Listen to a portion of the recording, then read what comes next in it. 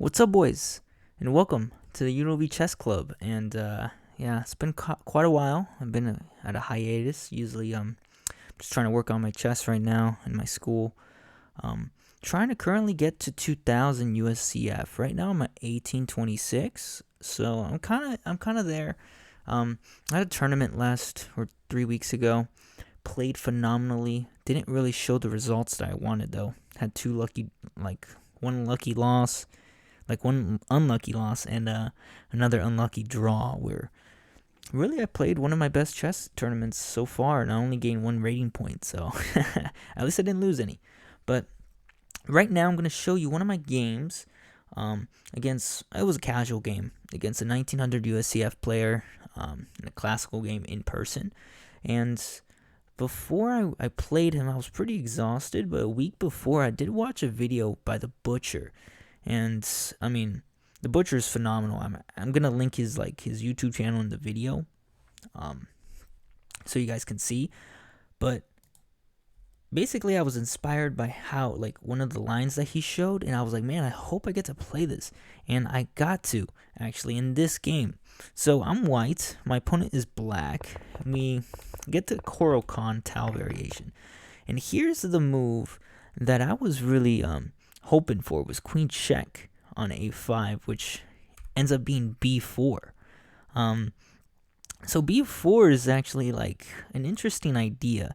The idea is that after queen takes, knight d2, now there's an opening of the file on the b1 against the b7, and then e6 becomes a possibility. Now the best move is actually e6.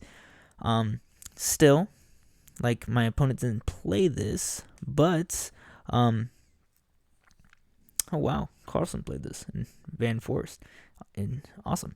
But e6 was played, and I'm not gonna show you like the line against that, just because the Butcher actually has a great video analyzing how to play against e6, which I'm gonna put the link to.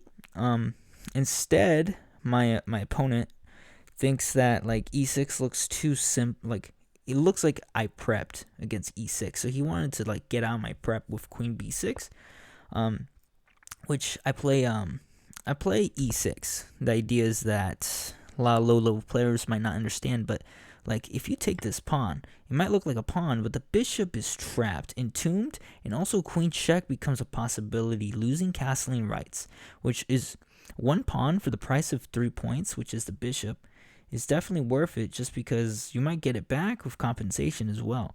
So instead, he plays knight h6, preventing pawn takes on f7, which I was never going to do in the first place. So I play knight f3.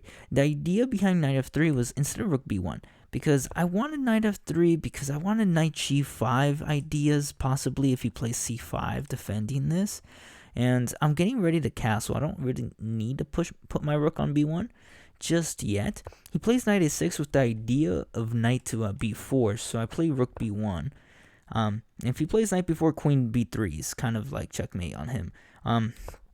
So queen c7, I castle. He queenside castles, and now this is a problem for him because I feel like he's castling towards danger. And another thing is, I was debating between c4 and castling. And the idea was because if he plays b4 or b5 here, right? I was thinking about playing a4 or maybe even c4. The idea of knight takes, but then I just thought about rook takes, pawn takes, queen takes with check, and you can't block. So king d8 and then queen takes with check picks up the rook on a8. So that's a move I was looking at. And again, before the match even started, I was kind of hoping, because I'm pretty tired, to get a position where I don't have to think that much. And I really got a position that I never really thought that hard. It was fairly quickly. I'm actually up on time, so it's an hour and 30 minutes plus 30-second increment, right? Our game, and he's around 1 hour and 20 or 1 hour 15, and I'm at around 1 hour and 35 minutes, right? So I've actually gained time because it's just so simple. And then I play c4, and then this is something that I did almost fail to realize was after c4, he thought for a bit, and I'm like, oh, wait a minute, doesn't he have after pawn takes, knight takes, doesn't he have knight c5? And as soon as I saw knight c5, I was like, oh, wait, I have queen a5, or queen a3, and I'm fine. So pawn takes, knight takes, and he actually plays knight c5, and I'm like, what are you doing, queen a5, or queen a3? And, I mean, we can trade pawns, right? But, like, that's not something that is very valuable, this pawn. I think actually going back to a6 is best, which is still going to be pretty bad. My idea is probably going to be g3 with the idea of bishop to f4. But he takes the pawn because he missed that. I did see it from here. I saw this, and if you take on the pawn, I just saw queen takes, and obviously queen b8 is forced. Knight check, king a c7, and queen a5. And I thought this should be winning here. And I stopped my analysis after queen a5. But he, like, thought for a while here. He thought for a long time. I was just, like, curious. I'm like, what is he looking at? Because there's nothing else other than, like, rook e8 or maybe even rook d6. But I'm still going to take the I'm going to take the rook, I'm feeling. Or maybe even knight check and checkmate if he does rook d6, maybe. But instead, he does queen b8, which I expected. Knight b6, queen to c7, king to c7, queen a5. And now my threat is d5. And anything you do, I'm just playing d5. And he does play knight g4 with the ideas of trying to checkmate me on h2 somehow, which, I mean, good on him trying to do his own plan, right? So I do d5.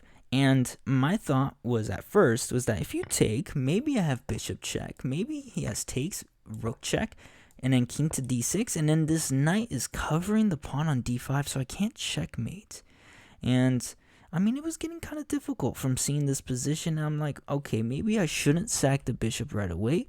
Maybe I can just play bishop a3, and the idea of rook c1 is good enough. Obviously, he didn't take, actually. He just did rook d6. And now I just took the free knight. And crazy enough, the engine says like taking c6 is better, which is insane. But I took the knight. He took with pawn. And now, I mean, the bishop is still entombed. And now I do bishop to f4, pinning the rook. King to d8. And the rook's still pinned because of the queen on b8. So I do knight to e5 because I don't need to trade just yet. I want to bring my knight to g6 and maybe win this pawn on h5 with my queen. And maybe getting some mating ideas. So I don't want to take the rook. Actually, I want to find some type of checkmating idea here. And he does go to king e8. I do knight g6. And now he does rook h6.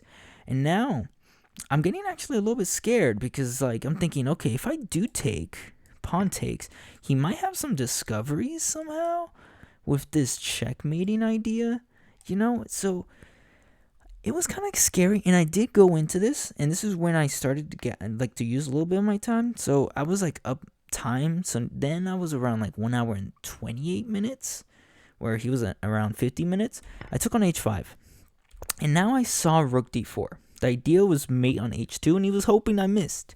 And I was looking at knight to f4 from here. I was looking at knight f4 with check. King goes here, and I take. Oh, and then I take. But then he takes, and we just, or maybe he'll take with the rook. He'll probably take with the rook. But, like, I didn't want to trade. I want to find checkmate, and dummy me, I missed checkmate right here.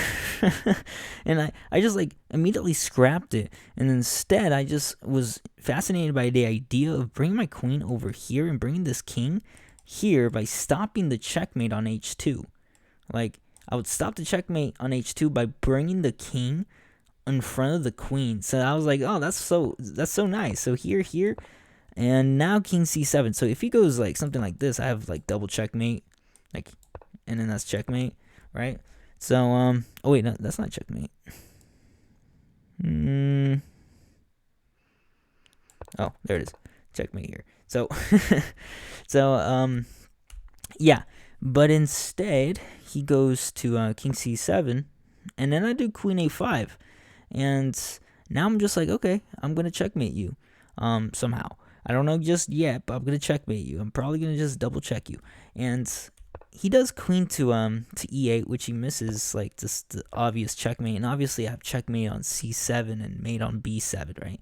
But I want to humiliate him. I want to check again. He goes here, and I know I have checkmate here. But I want to sack another one.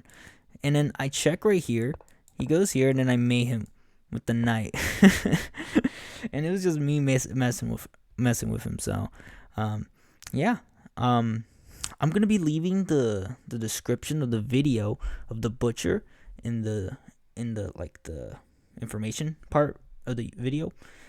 If you guys are interested, and definitely subscribe to him because he's a phenomenal player. I've learned a lot from him. I've crushed like the French, the Alipin because of him. But yeah, thank you for watching, and this was UNLV Chess Club.